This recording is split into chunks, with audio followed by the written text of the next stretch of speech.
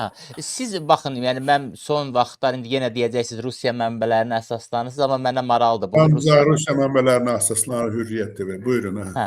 Deməli, bildiyim məlumatına əsaslanıram. Yaxşı, Rusiyanın yaz-yay hücumları əsasən Xarkov, Sumu və Dneprə yönələcək. Yəni belə bir söhbətlər var və artıq Kurskdan çıxarılan 50 min rus qoşunu həmin istiqamətlərdə cəmləşib. Yəni bunu hansı istiqamətlərdən hücum gözləyir Ukrayna bu dəqiqə etibarilə? Ukrayna bütün istiqamətlərdən hücum gözləyir və hücuma məruz qalır. Əgər Ukraynanın dili tutmaq istəyirsə Putin və bunu da bildirirsə və SSR-ni bərpa etməyini ən yüksək səviyyədə dövlət dumasında, prezident aparatında səsləndirirsə, söhbət ümumiyyətcə SSR-nin bərpasından gedirdi. Gedir də, yəni SSR-nin bərpa etməsindən danışır ruslar. Bütün istiqamətlərdən, təbii ki, ön cəbhə olaraq Xarkov, Sumu vilayətindən söhbət gedir ilk növbədə və bununla əlavə Cənub istiqamətində Rusiya tərəf ki, hücum edəcək. Bunları mən qeyri-ciddi hesab edirəm. Əsas deməli güc veriləcək təbii ki, heç olmasa əsas sözün belə deyək, belə hamının dilində olan Donbasın işğalın başa çatdırmağa. Həmin dediyim aglomerasiyanı, yəni ki, nədir aglomerasiya? Pokrovskıdır, Druşkivkadır, Kramatorsk, Slavyansk, 4 şəhər. Çasivyarla Taretskidə müharibə gedir. Həmin əraziləri tutub, heç olmasa Donbas mənimdir deyə bilsin. Rusiya bu günləri nə qədər yalan danışsa da, nə qədər küylənsə də, nə qədər belə özündən razılıq bildirsə də, Rusiya Ukraynanın heç bir yerini axıra qədər işğal edə bilməyib. Krım yarımadasından başqa. İnzibati ərazi olaraq, hüquqi ərazi olaraq mən bildirirəm.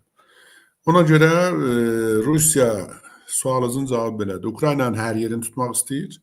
İlk növbədə sərhəd zonalarını tutmaq istəyir təbii ki. Ona görə bu da təsadüfi deyil. Bu günləri müharibə bir şey də var da. O yadınıza gəlir 2-3 ay bundan qabaq siz sualı da mənə verirdiniz. Mart ayı idi gərək. 10 min nəfər Ukraynalılar mühasirəyə düşüb Krımda, nə bilim nə olub. Yadımdan çıxmayıb. İndi də o 50 min var ha. Vallahi orada 5 min də yoxdur. Rusların dediyi nəfəsləri yalandır. Mən müharibənin içindən gəlirəm, içindən, kəşfiyyatçılarla düz durbinlə Ruslara belə baxıb gəlmişəm, necə deyirlər. Binokullə baxıb gəlmişəm müharibəyə. Dediklərinin hamısı yalandır. Kütləvi hücuma keçirlər və Ukrayna tərəfə verilən göstəriş bundan ibarətdir ki, canlı qüvvə itirmək olmaz. Ukrayna özü də əməliyyatları hazırlayır. İndi haçana hazırlayır, necə hazırlayır, mən bunu deyənmərəm təbii. Amma Ukrayna silahlı qüvvələrinin qarşısında qoyulan tapşırıq bundan ibarətdir ki, Rusiyanı maksimum məhv etmək, onu tükəndirmək. Odur ki, yadınıza gəlir 10 min danışdılar, sonra da ortada heç nə çıxmadı ki, 10 nəfər də əsirlikdə adam yox idi. İndi də həmin bu 50 mindir. 50 mində nədir Mahir bəy? Bilirsiniz, ötən həftədən əvvəlki həftə.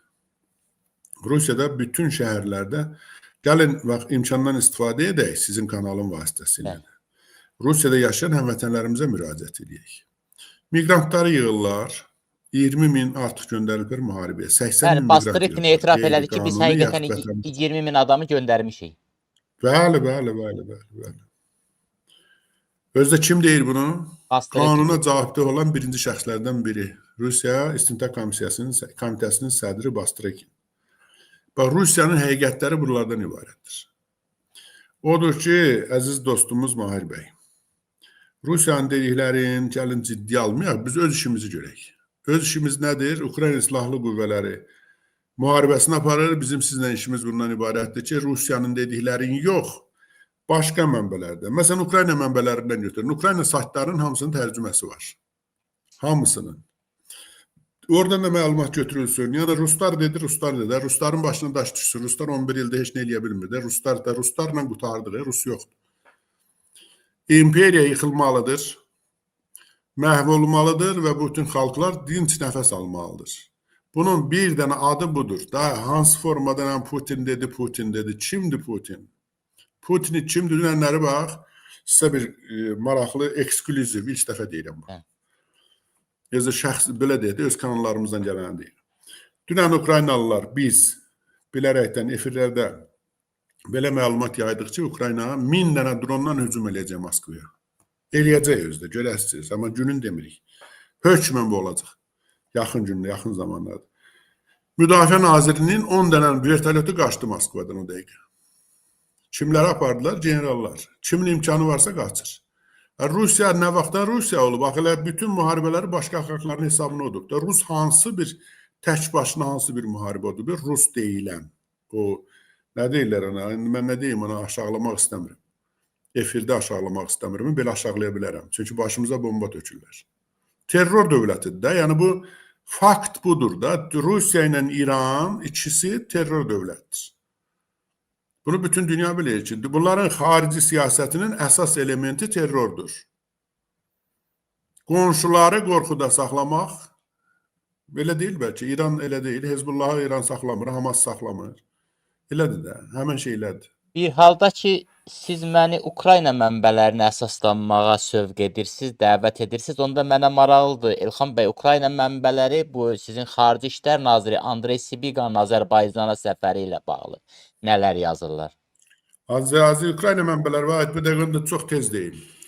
Ukrayna mənbələri yazırlar ki, yollar ayrılır, Lavrov İrəvana gedir, Sibiqa Bakıya gedir, yüksək səviyyədə qəbul edilir və nəinki Azərbaycan Ukraynanın ərazi bütövlüyünü tanıyır və hətta Azərbaycan prezidenti deyir ki, dəstəkləyirik ərazi bütövlüyünü. Dəstəkləyirik başqa bir ifadədir hüquqda. Tanıyırıq tamam başqa bir ifadədir. Azərbaycan Ukraynanın ərazi bütövlüyünü dəstəkləyirsə, demək ona ən azı humanitar yardım edir və ola bilsin ki, hərbi yardımlar da edir. Bu da mümkündür. Yəni, Ukrayna ictimaiyyəti bunu çox yüksək qaydada qəbul edir.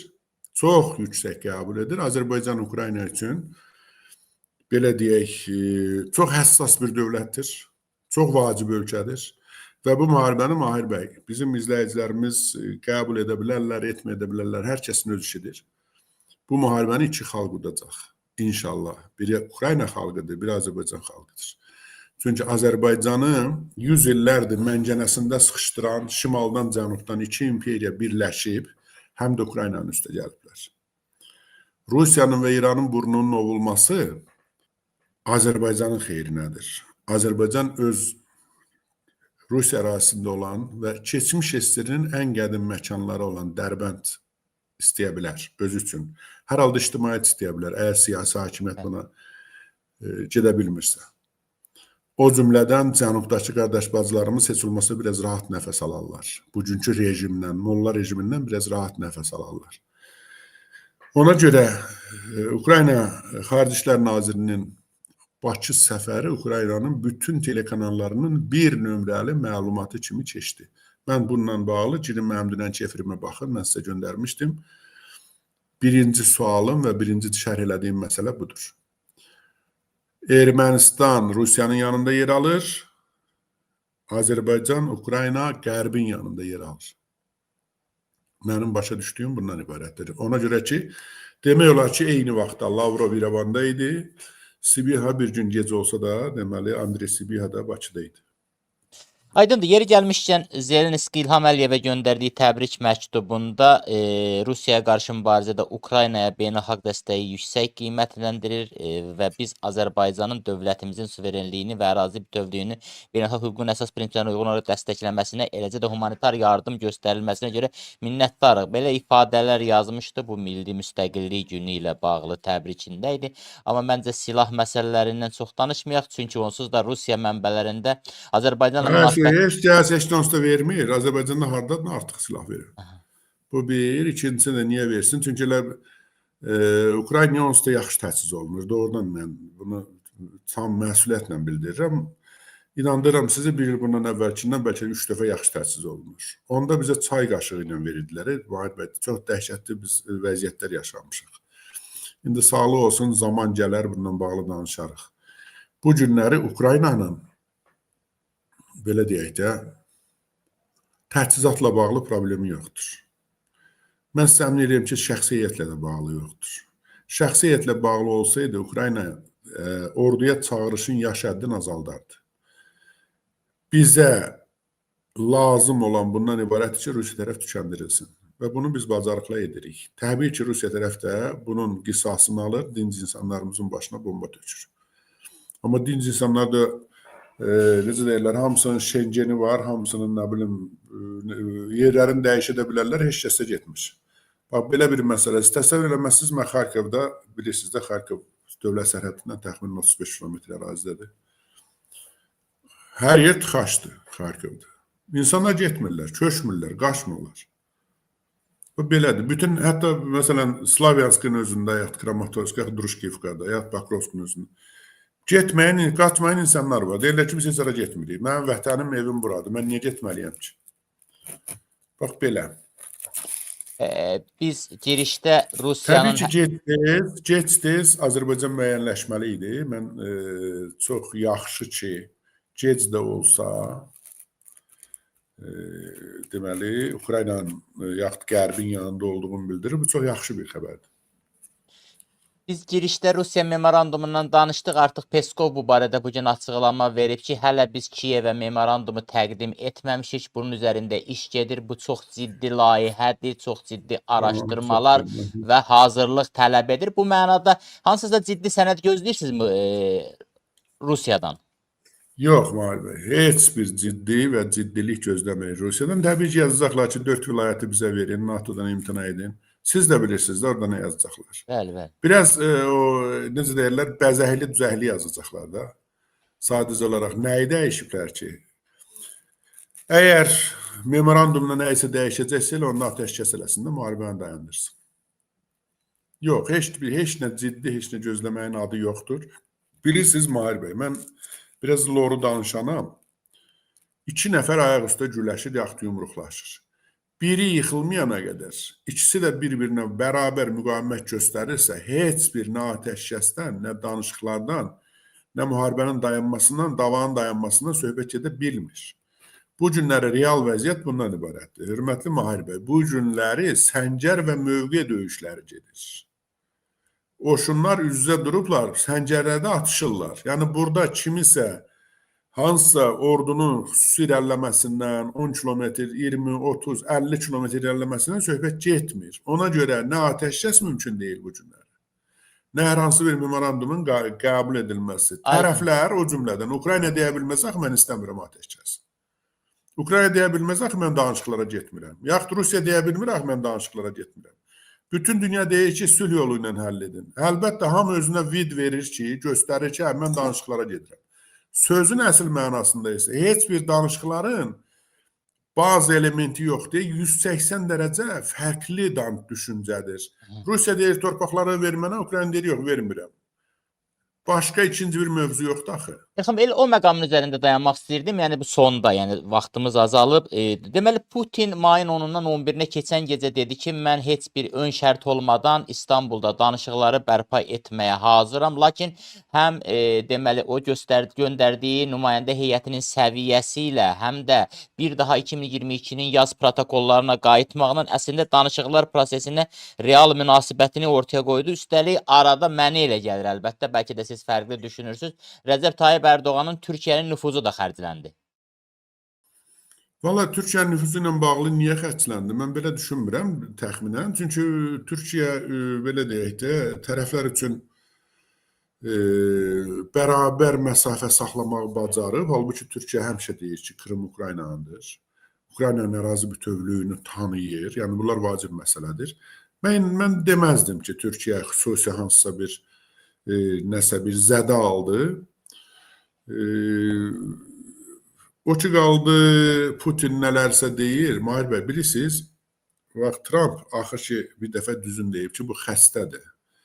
Putin paranormal dünyada yaşayır. O özü deyir, mən məsələn, 1-ci Pyotr yuxuma girmişdi, mənə filan şeydir. Tarixin üstündə onun keçirdiyi görüşü görməmsiniz? Bir 5-6 il bundan qabaq. İvan Grozno mənə belə bir tapşırıq verdi. Yekaterina II. Yekaterina mənə bunu dedi. Bu adam izoterik, yəni bir başqa dünyada, başqa çərçivədə yaşayan bir adamdır. Onun dediklərini xahiş edirəm, ciddiliyə almayın. O ciddi deyil. Sadəcə olaraq Putin bütöv bir sistemin, keçmişin, yaxud kollektiv KGB-nin simvoludur. Orada qərarlar hamısı bir yerdə qəbul edilir. İndi o dünya deyil. İndi xalqlar, siz deyirsiniz ki, bəs Ukrayna niyə vəziyyət yaxşıdırsa atəşkəs istəyir.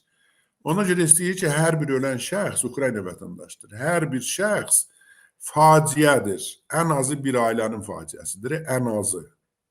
Ona görə niyə axı bu müharibə olmalı idi? Oldu yaxşı. Oldusa dayanaq da, dayanaq söhbət edək ki, nə istəyirsiniz? Bu deyir ki, yox, dalaşa söhbət eləyək.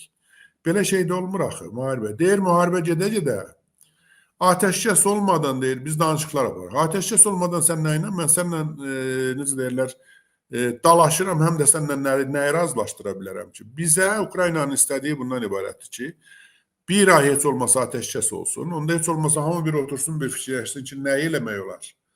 Bəlkə doğrudan da Ukrayna üçün sərfəlidir, tutaq ki deyirəm, yəni belə təklifləri olub bilirsiniz.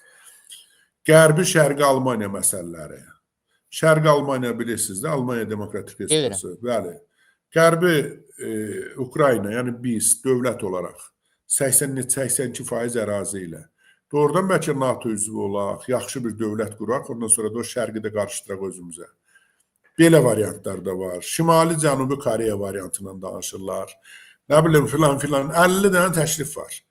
Bunları oturub müzakirə eləmək üçün hər halda bir dayanmalısan da, bir durmalısan bir yerdə. Bu deyir, yox, elə dalaşa, güya mən güclüyəm. Özün güclü göstərir. Gücü də üzr istəyirəm, sizdən tamaşaçılardan təpəsinə dəysin. Onun nə gücü olduğunu da mən özüm, necə deyirlər, içəridən gəlirəm, yox, elə də eşitdiyimi demirəm.